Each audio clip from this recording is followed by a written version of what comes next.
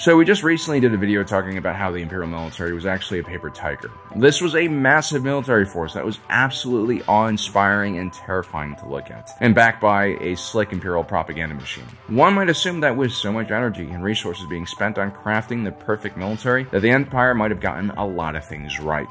But if you take a closer look at the Imperial military, you'll see that it is structured for form over function, and this is further highlighted by the Tarkin Doctrine, which would be adopted by the entire Imperial High Command. Now, in that previous video, I make a short comparison about how the Imperial Class Star Destroyer was a huge step backwards when compared to the Vanity Class Star Destroyer from the Republic era. I argue that these two ships are very different from one another, and their abilities have severely affected the naval doctrine of the navies that they serve in. The Imperial Class Star Destroyer was a battleship. Its main source of firepower comes in the form of several batteries of turbo lasers, and it was designed to engage enemies in line-of-sight battles. The further a turbo laser around travels, the less effective and less energy it has in it. The Vanity Class Star Destroyer, on the other hand, was a carrier first and a destroyer second. Its complement of several hundreds of starfighters meant that it could conduct offensive operations in multiple systems without exposing itself to danger.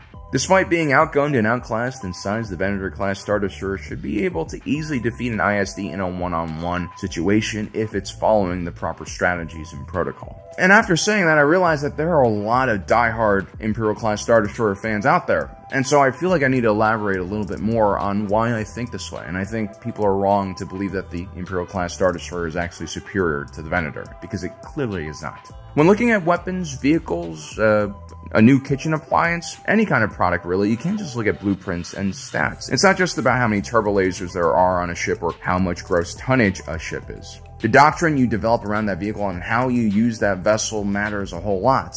And when I look at the Imperial Class Star Destroyer versus Vanity Class Star Destroyer arguments online, it reminds me a lot of like the F-35 forms, if you guys know what I mean. There are a lot of people who hate on the F-35 platform, and there definitely are a lot of problems with it. But the notion that it's somehow subpar to its Russian counterparts, like the Su-35, is simply absurd. If you take a look at this well-researched forum here, the Su-35 enjoys many advantages: longer range, faster top speed, longer range radar, heavier payload, and many other things. This page right here ultimately comes to the conclusion that, of course, the Su-35 is the superior starfighter. This kind of straight number crunching without any critical thinking is going to get you in trouble. The F-35 is a legit 5th generation fighter. The Su-35 is a 4th generation fighter. Yes, the Russians have a 5th generation fighter in the Su-57, but it hasn't really been deployed in contested air, like during Russia's severely embarrassing invasion of Ukraine, which is exactly the type of environment your stealth platform should be designed for. They're designed to go after enemy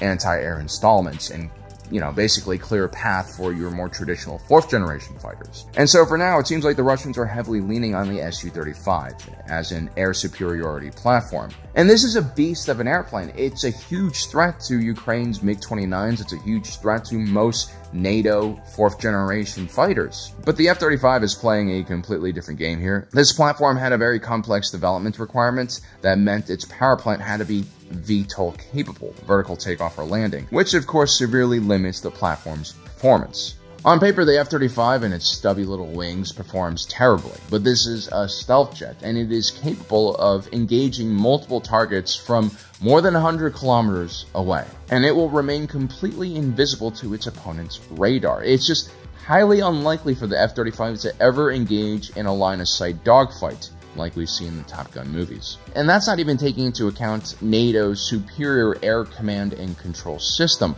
which leads us to one of the F-35's most underrated traits and has nothing to do with its attack capabilities. You see, the F-35 has the ability to have a God's eye view of the battlefield and relay information to commanders onto the ground. It does this by patching together information fed into its computer from numerous sensors and assets deployed all across the battlefield. You're basically going to have milsim video game levels of information on where your troops are. And so the Imperial Class Star Destroyer can fire its dozens of turbo lasers into the blackness of space as much as it wants, but the Vanity Class Star Destroyer really has no reason to even be in the same system as the Star Destroyer it's attacking. The Vanity should be able to use its hyperspace-equipped ARC-170 reconnaissance fighters to figure out the location of the enemy Star Destroyer and deploy its fighters via hyperspace for attack. This is essentially an aircraft carrier versus a battleship, and there's a reason why battleships more or less died during World War II and were completely replaced with aircraft carriers. To make matters worse, this Imperial Class Star Destroyer uses a huge amount of resources, credits, and manpower when compared to the Venator. It's just a very inefficient design.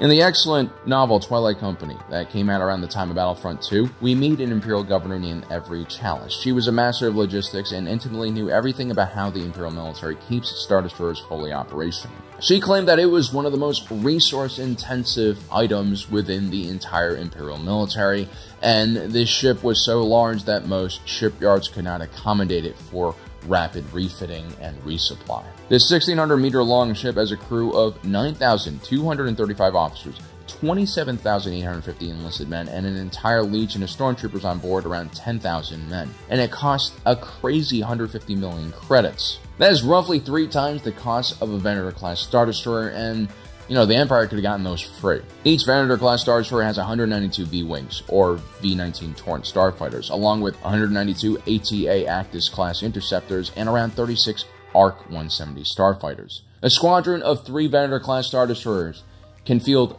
1,260 starfighters. And a Venator also only has a crew of around 7,400 enlisted in officers, making it far more efficient from a manpower standpoint. There are less gun emplacements on the Venator, and most of the crew are probably tasked with servicing and maintaining the large fighter complement on board. So why does this matter? Well, when you're trying to patrol an entire galaxy, concentrating your resources into large and expensive platforms that can only be in one place at a time is a terrible strategy. You ideally want small patrols of starfighters serving as scouts and early warning, and a larger quick reaction force made out of capital ships ready to reinforce any serious engagement your scouting force might find themselves involved in. The galaxy was separated into 1,024 different sectors, and most of these sectors had their own fleet. The Lothal sector, which had several Durasteel and Dunium mining operations, had a fleet consisting of 6 Imperial-class Star Destroyers and supporting vessels. This was a relatively underpowered sector fleet, but Lothal, in the earlier days of the Empire, was not a huge trouble spot that would one day become. It was sparsely populated,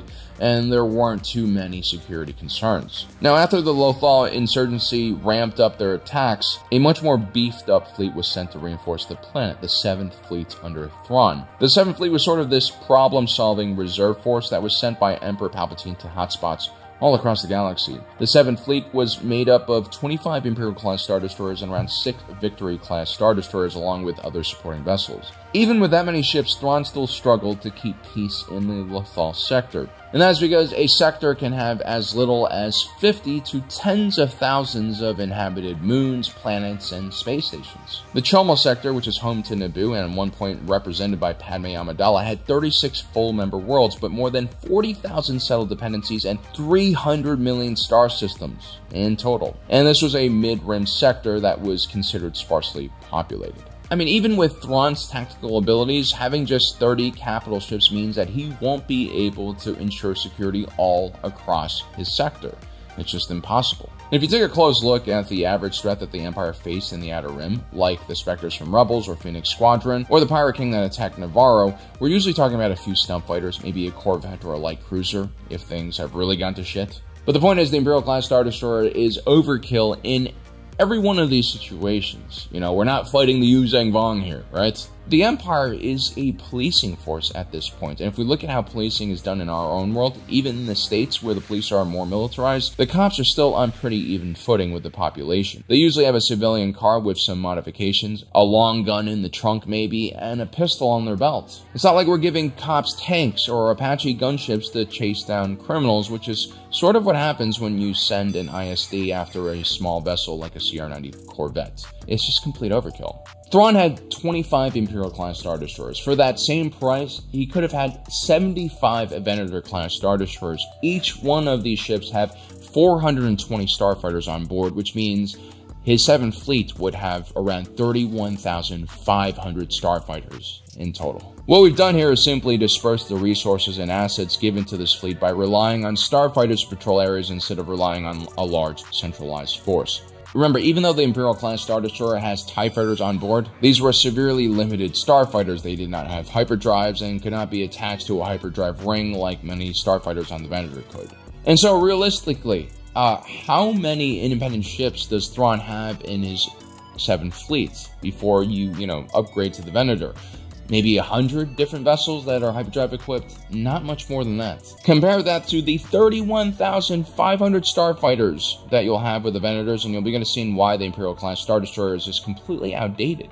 With tens of thousands of starfighters, you can begin flying weekly patrols to even the most sparsely populated star systems. Larger inhabited member worlds could have Venator-class Star Destroyers orbiting their planets. But remember, these fleets also have Arcadon-class light cruisers, Gazanti-class cruisers supporting them as well. Speaking of these fellowships, something like the Arcadon-class light cruiser is more than enough to guarantee safety in most planetary systems. At 325 meters in length, it's as long as some of the largest oil tankers we have here on Earth. The ship also has 4 twin turbo laser cannons, missile launchers, and an assortment of lighter blaster turrets and point defense emplacements. The best part about this light cruiser is its cost. It's only around 4 million credits, which means you can buy at least 37 of these instead of one Imperial Class Star Destroyer. And any commander who kind of sees the situation, I think it's a no-brainer for them to take 37 individual assets instead of one massive ship. And so why did the Empire utilize this costly and inefficient ship? Well, let's hear it from Tarkin himself in this quote from the new Essential Guide to Vehicles and Vessels. I maintain that the effectiveness of the Star Destroyer stems not only from its massive firepower, but from its size. When citizens look at a Star Destroyer and then compare it to the craft which might be mustered to attack it, they have a tendency to dismiss such a notion as suicidal rather than approaching the problem tactically. Unfortunately for Tarkin, he underestimates how desperate people can be when you begin to oppress them, take their basic freedoms away from them. Well guys, I hope you enjoyed today's episode. I'm looking forward to seeing your comments, either agreeing or disagreeing with me. Don't forget to subscribe and hit that notification button down below.